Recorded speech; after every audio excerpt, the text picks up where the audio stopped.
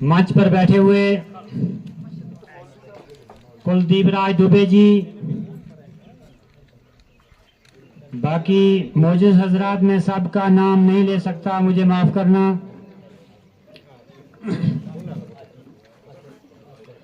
जो मेरे साथियों ने बोला बहुत अच्छा बोला। मैं दो लफ्ज शेयर के कहता हूँ। दुग्गा गुरांगे कंड बैठा गीत बतागा गामा, दुग्गा गुरांगे कंड बैठा गीत बतागा गामा,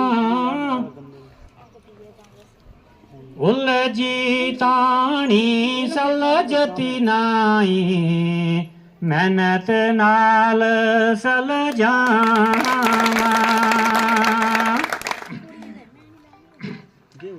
भाइयों साथियों, आप बहुत मुकद्दर वाले हो जिनको ऐसा कैंडिडेट मिला है, क्योंकि ये हमारी बहुत लड़ाई थी कि हमें ये कैंडिडेट मिलना चाहिए था और हमारी बदकिस्मती से हमें नहीं मिला। हमें सलीम भट्ट साहब जो कि बहनाल के रहने वाले हैं, हमारी गोल की कंस्टिट्यूंसी बहनाल के साथ है, हमें वहां का कैंडिडेट मिला।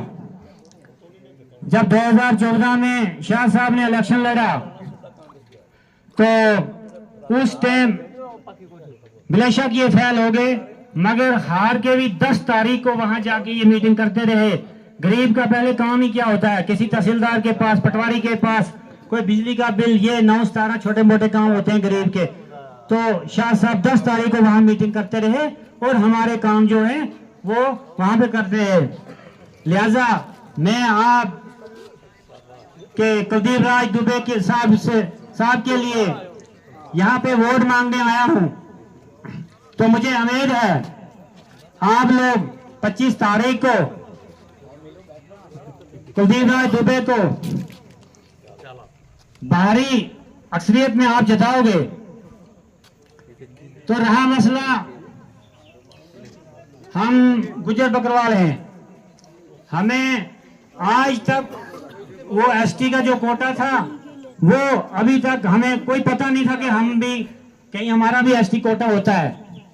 और आज 9 एमएलए एसटी के रिजर्व जो सीट रिजर्व है वो इलेक्शन लड़ रहे हैं। वो किसकी देन है? वो मोदी साहब की देन है। डीडीसी बीडीसी इलेक्शन जो हुए, ये आज तक इलेक्शन यहां नहीं हुए, ये किसकी देन है? ये मोदी साहब की देन है। लिहाजा ये इलेक्शनों के जो टर्न होते हैं ये चलते रहते हैं, ये इसी दौर में चलेंगे, बाद में 5 साल तक कोई टर्न नहीं चलेगा।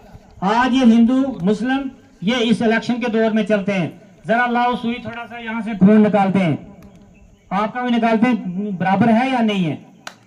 ठीक है, हमें काम से मतलब है। जो भैंस दूध देने वाली है तो हमने उसकी सेवा करनी है, ना कि हम फंटर भैंस की सेवा करते रहें।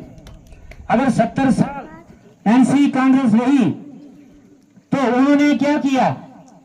70 साल ज्यादा होते हैं या के 10 साल ज्यादा होते हैं? ये कहते हैं बीजेपी ने क्या किया। आप भी अपने काम गिनो, हम 10 साल के काम गिनेंगे, देखिए हमारी पार्टी ने काम ज्यादा किया है या आपने काम ज्यादा किया है। पंचायत के अंदर एक मकान आता था तो वो किसका आता था? बेवा का आता था, तो बनता था किसी अमीर का, बेवा को भी वो नहीं मिलता था।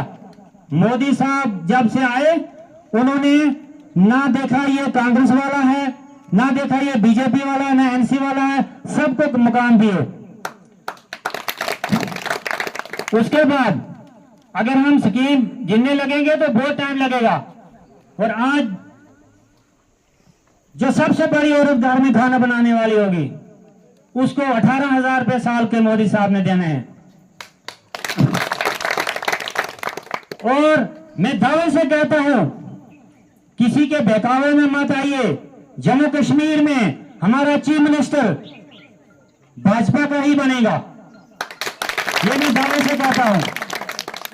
क्योंकि ये नहीं कि इन्होंने बड़े बड़े दावे किए, अलायंस बोला कि हम अलायंस है जी एनसी कांग्रेस, तो वो जब एमपी इलेक्शन हुआ हमने इनका अलायंस भी देखा। हमारी जो ये 2 सीटें थी ये काम के वोटों के ऊपर जीती है, काम किए हुए थे, लोगों ने चुपचाप वोट डाल दिए। रहा मसला हमारा जो कैंडिडेट आया था ये लाल सिंह, तो लाल सिंह ने जब ज्वाइन किया इसमें बीजेपी में, उनको ओहदा भी दे दिया, वो जंगलात के मिनिस्टर बना दिए। तो ये तो एनसी ने शुरू से बोला था कि अगर आप ये वोट एनसी को नहीं दोगे हम जंगलात खाली हो जाएगा जी, आपका नौ तोड़ बंद हो जाएगा। तो वो जब लाल सिंह आया हमारी पार्टी के अंदर, उसने जंगलात से बैल खोलना शुरू कर दिए। तो हम वर्कर थे, हमें बोला हाँ आप मजा आया बीजेपी के, देखो कैसे जमीनें खाली हो रही है। तो वो इशारा था, कांग्रेस का इशारा था कि बीजेपी कैसे जीरो होगी, इस तरीके से जीरो होगी। जब हमारी पार्टी को मैंने को फोन किया, मैंने कहा सर जी ये तो यहाँ बड़ा गलत हो रहा है, तो उन्होंने कहा चुपचाप आप बैठो, सेंटर में हुकूमत किसकी है, बीजेपी की है। जब पता चला बीजेपी को, उसी तरफ वो पार्टी से बाहर कर दिया, पार्टी से निकाल दिया। तो जब इस बार वोट मांगने के लिए आया